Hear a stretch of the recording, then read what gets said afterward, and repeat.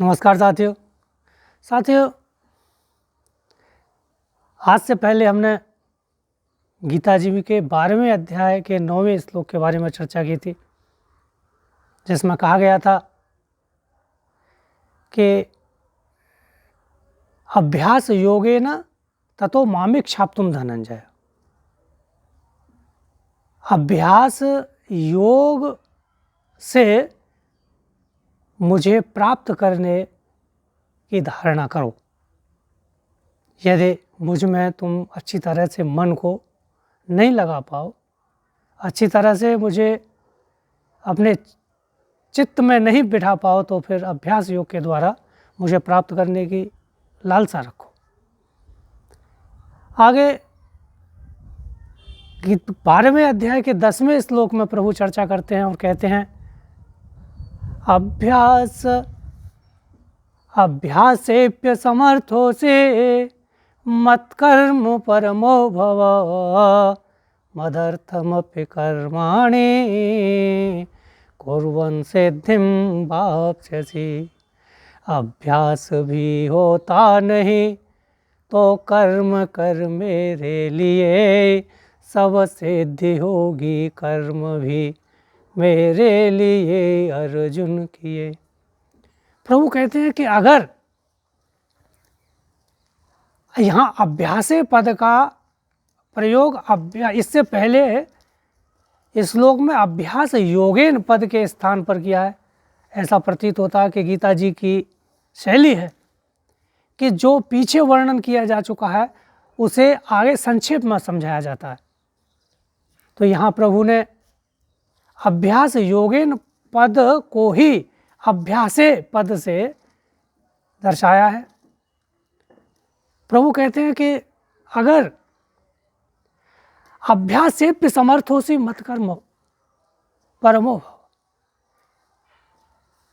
कि अगर अभ्यास करने में भी तू समर्थ नहीं है तो मेरे परायण कर्म कर, सिर्फ मेरे लिए कर्म कर।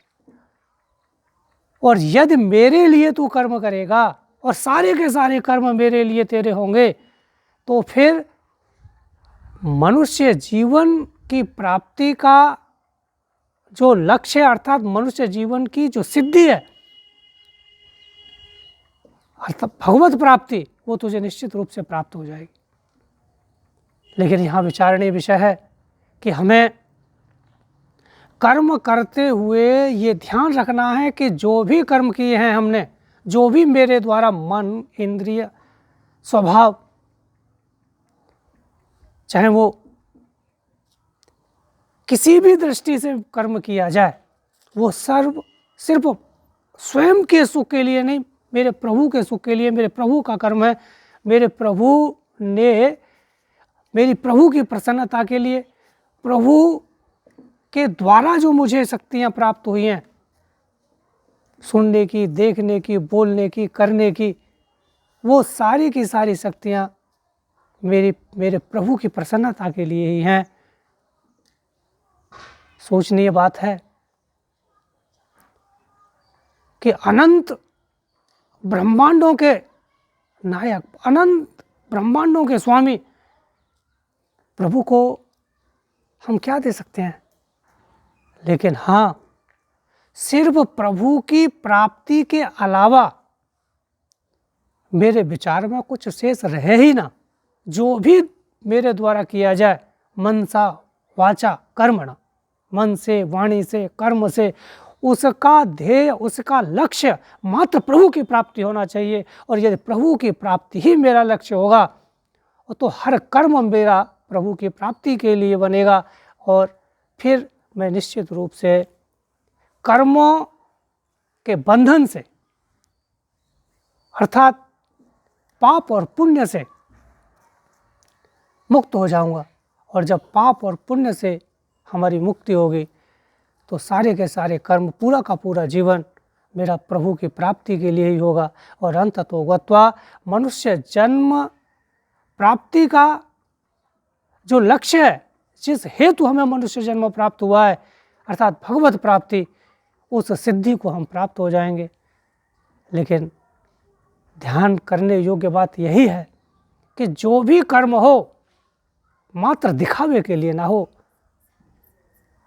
आंतरिक दृष्टिकोण से, अंतरंग से जोड़ते हुए समाज में जो कुछ भी मुझे दिख रहा है मेरे प्रभु का है, सारी सृष्टि मेरे प्रभु की है, और जो भी यहाँ व्याप्त है वो सब प्रभु का प्रतिबिंब मात्र है, और उस प्रतिबिंब मात्र में मैं विचरण कर रहा हूँ, और वो विचरण करते हुए जो भी मेरे द्वारा किया जा रहा है, जो भी उनके द्वारा प्राप्त शक्तियाँ मेरी जहाँ भी उपयोग में लाई जा रही हैं मेरे द्वारा या प्रभु की प्रेरणा से, तो निश्चित रूप से मुझे प्रभु की प्राप्ति के सिवा, प्रभु के सिवा और कुछ प्रतीत होगा ही नहीं, कुछ दिखेगा ही नहीं। अंततोगत्वा मैं मनुष्य जन्म की प्राप्ति का जो लक्ष्य है, जिस हेतु मुझे मनुष्य जन्म मिला है, उस परम सिद्धि अर्थात भगवत प्राप्ति को मैं प्राप्त हो ही जाऊंगा। इन्हीं शब्दों के साथ श्री राधे राधे।